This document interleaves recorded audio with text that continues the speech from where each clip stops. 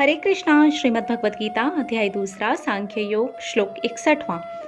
तानि सर्वाणि संयम्य युक्त आसीत् मत्परः वशे हि यस्येन्द्रियाणि तस्य प्रज्ञा प्रतिष्ठिता।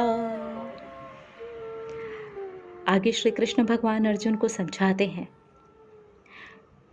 जो इंद्रियों को पूर्णतः वश में रखने का प्रयास कर रहा है, जो स्थिर होकर के लगा हुआ है,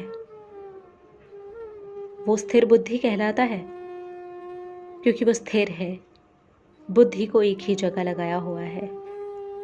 लेकिन इंद्रियों का जो वेग है वो बहुत ज्यादा प्रबल है।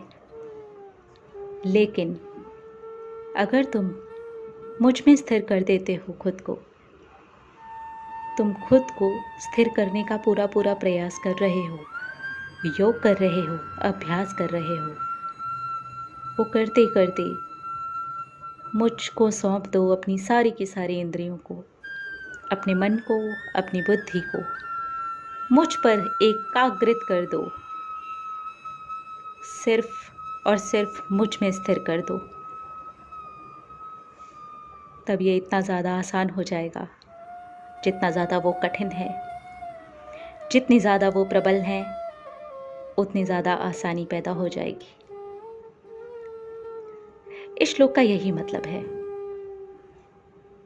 कि तुम स्थिर होकर के लगे हुए हो, योग कर रहे हो, अब मुझको अर्पण कर दो।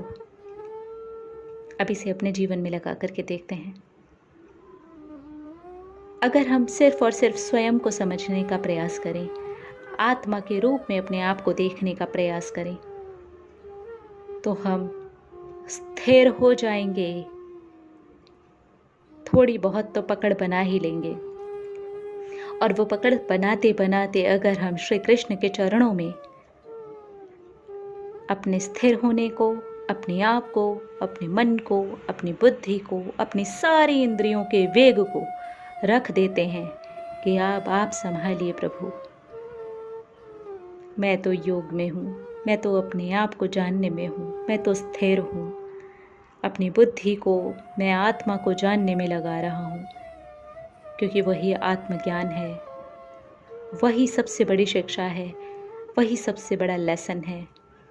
तो श्री कृष्ण भगवान हमारी स्वयं रक्षा करते हैं। वो जो इंद्रियों का वेग है उससे बचाने के लिए हमारी स्वयं रक्षा करते हैं। सिर्फ और सिर्फ इतना आसान काम है जो हमें करना है, अपनी आत्मा को पहचानने का प्रयास करना है। बाकी सब कुछ, अपना मन, बुद्धि, शरीर, एक एक सोच श्री कृष्ण भगवान को अर्पण कर दें।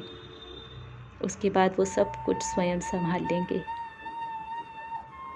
कितनी भी प्रबल क्यों ना हो इंद्रियां, श्री कृष्ण भगवान तो ईश्वर हैं, श्री हरि तो ईश्वर हैं। उन्हें पता है कि उन्हें कैसे कंट्रोल करना है।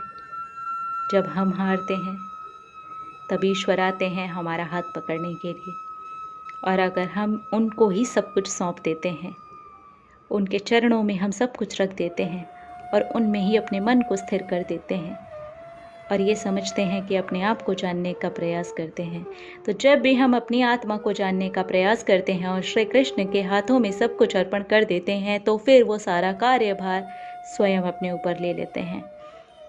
वहाँ से सारी चीज़ें बहुत आसान हो जाती हैं। जितना ज़्यादा कठिन लग रहा था उतना आसान अपने आप हो जाता है। ये श्लोक में श्री कृष्ण भगवान ने स्वयं अपने ऊपर सब कुछ ले लेने को कह दिया है। दे दो मुझे, सब कुछ मुझ पर स्थिर कर दो, तब स्वयं सब कुछ हो जाएगा। टेंशन लेने की कोई बात ही नहीं है। बहुत ही खूबसूरत श्लोक है और बहुत ही पावरफुल श्लोक है। मिलेंगे अगले श्लोक में और देखेंगे हमारी श्रीमद् भगवद गीता हमें क्या शिक्षा दे रही है। हरे कृष्णा।